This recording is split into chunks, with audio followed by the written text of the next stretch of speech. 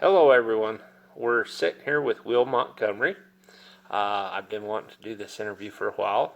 I'm pretty excited about it. Will, you done a walk last year, and could you tell us about it and tell us what you're doing this year? Yes, sir. Hi, everybody. I'm Will, Red Wrench Fitness, personal trainer, veteran of 18 and a half years. Live in Craig, Colorado, also known as the elk capital of the world, for those who like to hunt.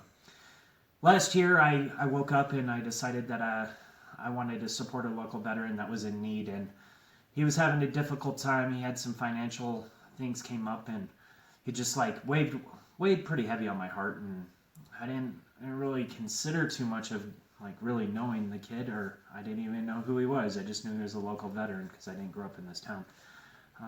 So I contacted my buddy Tracy and I said, hey, I want to walk to Hayden, which is about 17.8 miles from the Craig VFW. And we set off on an adventure with 25 pounds on our back and brand new boots.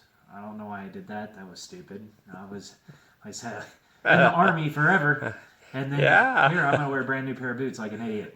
But made the walk. We did it in about a little over 7 hours, and along the way, we had a homemade sign that said PTSD awareness hike, and people started stopping by. We had people stop us on the route and ask us what we were doing, so I'd share them while we're doing this to raise awareness for PTSD. And I had no idea that I was going to raise $1,000 that day. So by the end of the day, I had raised $1,000 from community support and people just traveling down the road. I had one young lady stop and she asked what I was doing. She said she was a veteran and she just started crying. Gave her a big hug and we went back on our way. So the end of the day, Tracy and I had walked 17.8 miles to the Yampa Valley Brewery from the Craig VFW, and that was the best damn beer I've ever had. To be perfectly honest, that was a long day. So that's what I did the walk for. This year, I decided to make it an annual event, and I chose the date to stay the same as around last year, and it coincided with the walk last year not only because of the date, but the person that I did the walk for last year. It was his birthday, and I didn't know it was his birthday. So it was total coincidence. That's cool.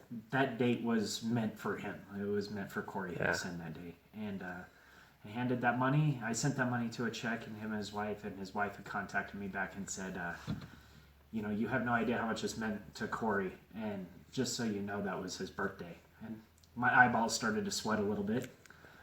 I still sweat a little bit, because it's kind of emotional. I made someone's day. I did something for somebody else that didn't expect it. I didn't expect any return out of it, and I just moved forward. So kept the date the same for this year. This year I upped the ante a little bit and decided that I was going to walk over Rabbit Ears Pass, which if you're around the area, it ranges anywhere from about 6,500 feet at the base to about 10,500 at the top somewhere, and then back down. So I will walk all the way over Rabbit Ears, which is about 17.8 miles, and then I'm going to turn around and walk all the way back over Rabbit Ears to my original starting point, and we'll go from there. See how the day goes. Right now I've had some good community support.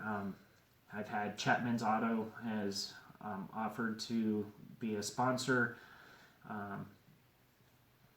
Let's see, Honey Bee Stinger, the nutritional supplement out of Steamboat has offered supplies, so they gave us a whole box of, random, like nutrition supplements for the hike. Masterworks Mechanical in town has offered support. The print shop here in town has given me support and helped me with some of my flyers. Chaos Inc. has been huge in Craig with supporting this. They created my flyer. They're really pushing the advertisement, and I'm just really thankful for all the people in this town. A big one that isn't even in this town, Ridgeway Valley Construction out of Montrose, Colorado, which is the hometown where my wife and I grew up. donated $500 to the event, and that isn't even supporting their local community. It was just them supporting the event, and that was so meaningful. So this has been a very good start. We're about $1,200 into it now. We still got about 3 more weeks to go, and we're just out pushing, walking up to 20 miles a day. All right. Well, with that, what is your ultimate goal? What do you want to come out of this walk?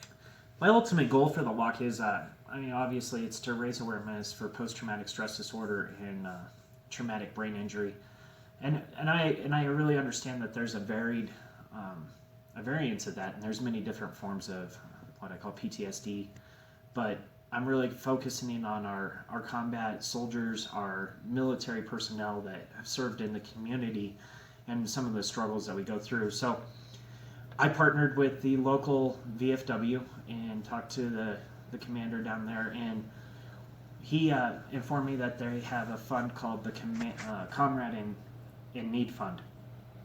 Excuse me. Which I kind of varied the name of it to the Veterans Assistance Fund to, help the public kind of understand it a little more.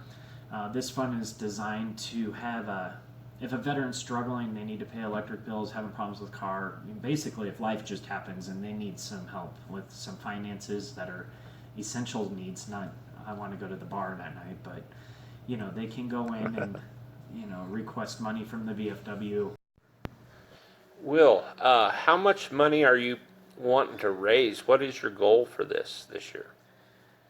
Well, I kind of put myself in a hefty goal. I raised $1,000 in a day last year, and I didn't advertise. So this year, I'm really looking at trying to raise about $5,000 for this fund. So, with that being said, I'm close to about $1,250 that have been totally raised. So I'm getting there. I'm about a third of the way there. I'm taking some time, but it really the understanding and where people are getting a little I didn't really explain well was where the money is staying, and the money really stays in Moffat County, Colorado, and it is this money all is for our veterans, and that's how we're going to make this work. And I'm just asking the community to rally and support it, and not even just with monetary donations. I'm looking at just support, coming along the route while I'm walking, come out and walk a mile with me. I have a vehicle that'll drive you back, so you don't have to walk 2, but I'll get you at least 1 in there. I think really it's just it isn't even so much monetary as it is just showing awareness and supporting my brothers and sisters that have served the United States of America, and we continue to do this by supporting each other and moving forward. Okay, how you mentioned a little bit how you was training for the walk. You're getting up early every morning, I heard, and walking lots of miles. Yeah, Monday, Wednesday, and Fridays are my big training day for hiking. I wear a 40-pound vest, and then I walk anywhere from 5 to 10 miles in the morning, just to keep myself going. And then throughout the day, I'm not busy. I'm chasing 5 kids around, so. Here we go, 1, 2, 3, 4, 5 little monkeys. Here we go. But we got, and then between working at the local Trapper Fitness Center, who is also a great supporter and helping me in this, between them and Ringer Fitness, really we're really working. Will, what keeps you motivated? What keeps you going to do this? Man, what keeps me motivated? Honestly, recovery. Recovery keeps me motivated. I never really thought I had a huge problem with some of the things that I seen or I did in combat, or some of the things that happened to my soldiers in combat. Really, that was the big thing. Is we don't talk about it. It's something that we pick up the doormat, we shove it under the doormat, we stand on it. We don't talk about it. While we're serving in the military as senior leaders, we definitely don't talk about it. We don't show any weakness. And really, when I got medically retired out of the Army for a broken back, that's when everything started to really pile up on me. And when I look back and I look at some of these pictures on the wall that I got of some of my soldiers from Iraq, those are those are my motivational pieces, because I want them to understand that I still lead from the front, and we all have our problems, and that is the only way that we're ever going to get out of the stigma of PTSD. Okay, last question for this segment. Really important here. Did you order a new set of boots to wear on the next one? Oh, I got 4 pairs of shoes I'm wearing on this one. So I'm wearing my Danner boots. I'm wearing my Under Armour boots. I'm also taking 2 different pairs of Nike tennis shoes so that I can give my feet different rest along the route. And I actually bought 2 packs of brand new socks to wear. And for as funny as it sounds, and people will make fun of me, but they might stay. I also brought a brand new pair of socks because last year I decided not to, and we had some pretty bloody feet, so I threw a lot of socks away last year. This year we're just going to have some good socks. And for as funny as it sounds, I actually wear pantyhose underneath my socks to help keep the friction off, so that minimizes the blistering, and we go forward from there. All little secrets you need to know. All right, Will, thank you for this part of the interview.